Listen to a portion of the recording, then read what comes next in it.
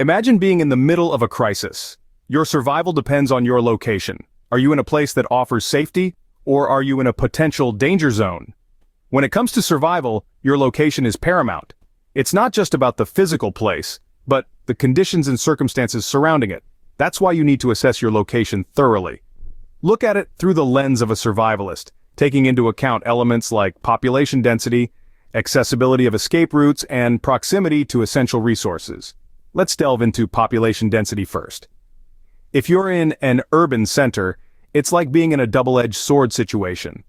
On one hand, there's the advantage of having resources like hospitals, supermarkets, and police stations nearby.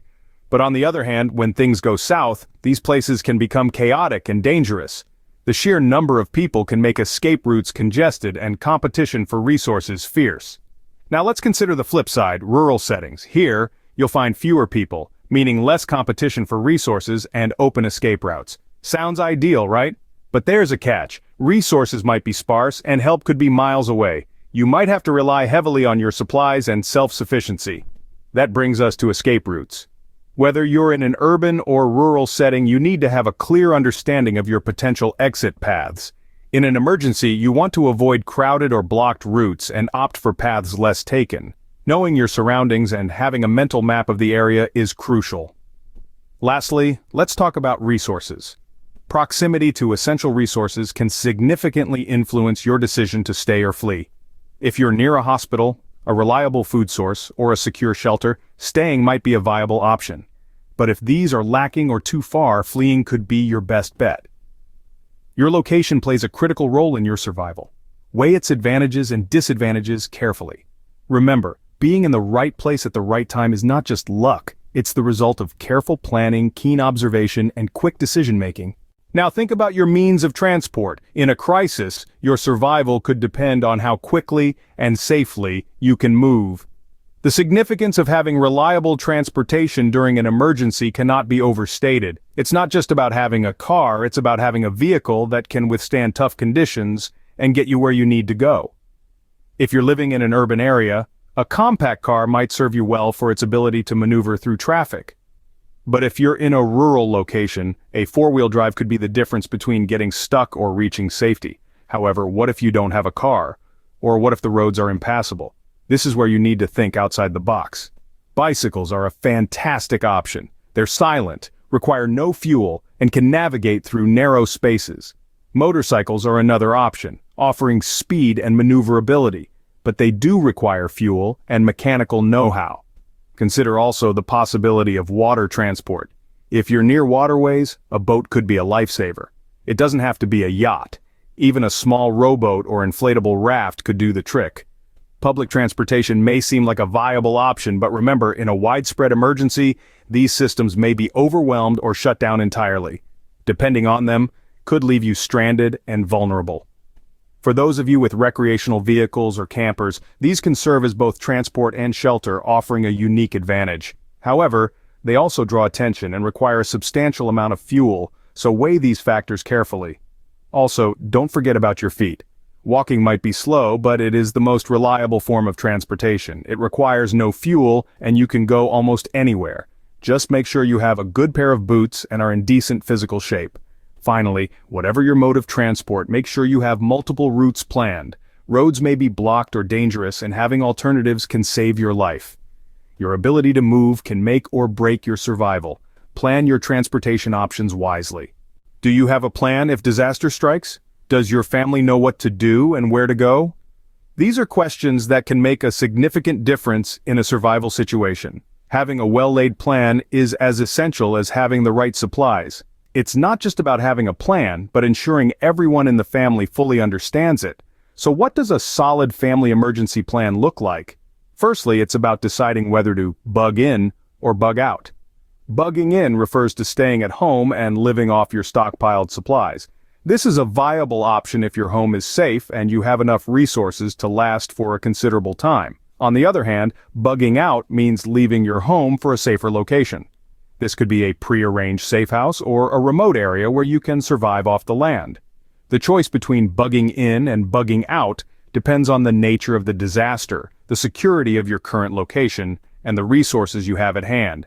Once you've decided on a plan, it's crucial to communicate this to every family member. Everyone should know what their role is in executing this plan. For instance, who's responsible for gathering supplies? Who's in charge of navigation if you need to bug out? Who takes care of any pets or elderly family members? Remember, in a crisis, clear roles can help avoid confusion and ensure a smooth execution of your plan. Just having a plan isn't enough, though. Regular review and rehearsal of these plans are essential. This not only helps to ensure everyone knows what to do, but also allows you to identify and fix any potential issues in your plan. Consider running through your plan every few months, or whenever there's a significant change in your family situation, like a new member or a change in living location. A well-rehearsed plan can be the difference between chaos and survival.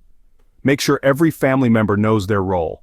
It's all about being prepared, so when disaster strikes, you're ready to act. Imagine this: you're in a crisis and your survival depends on what you have on hand. Are you prepared?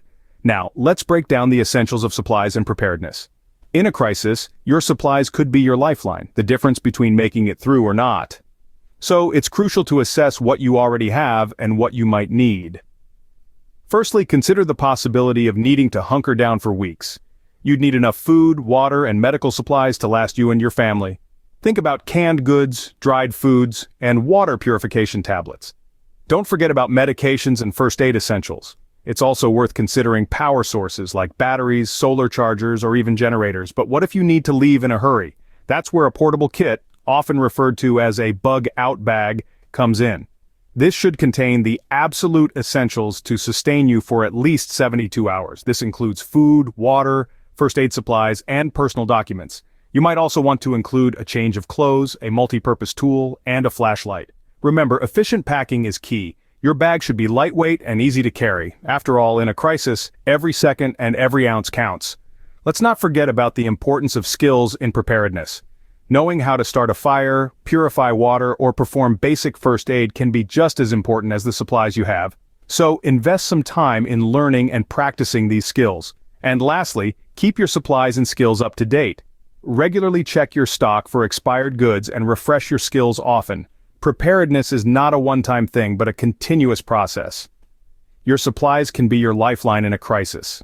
Be prepared for both bug-in and bug-out scenarios. Remember, the goal is not just to survive, but to do so as comfortably and safely as possible. Because when disaster strikes, it's the prepared who have the best chance to weather the storm.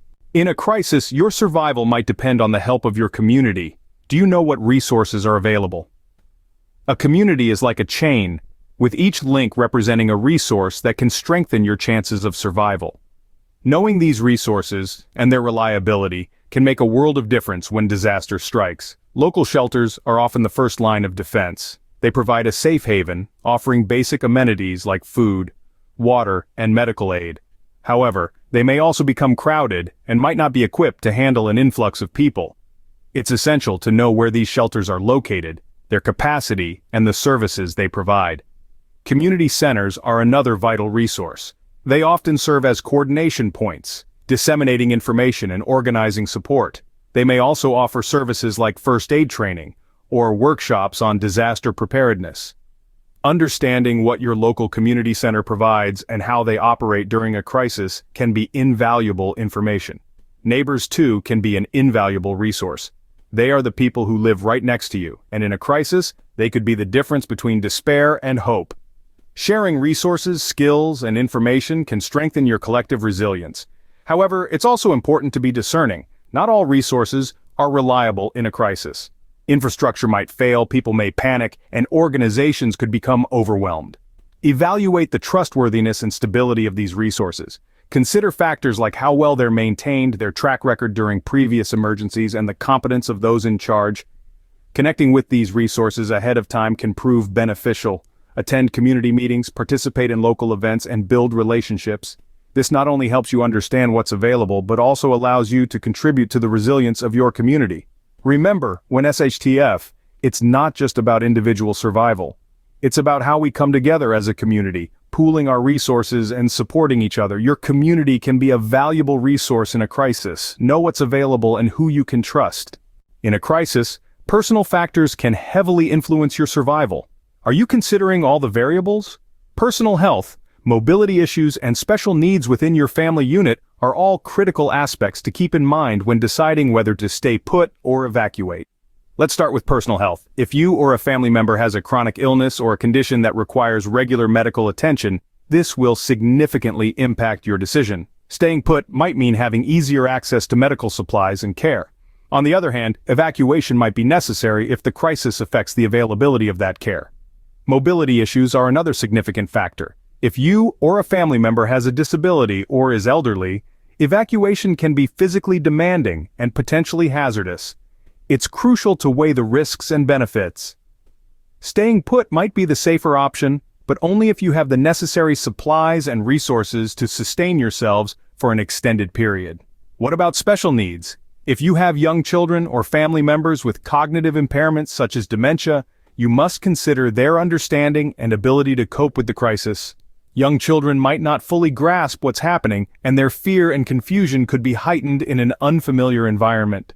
Those with cognitive impairments might also struggle with changes in routine and surroundings. In these cases, staying put might be less stressful and safer for everyone involved. But remember, every situation is unique. What works for one family might not work for another. Decisions should be made based on the specific needs and circumstances of your family. It's about finding a balance between safety, health, and well-being. In conclusion, personal factors can greatly affect your survival strategy. Take them into account when deciding whether to stay or flee. An informed decision, one that takes into account all these personal factors, can make all the difference when it comes to ensuring the safety and survival of your family. So take the time now to evaluate your situation, consider all the variables, and make the best possible plan for when SHTF.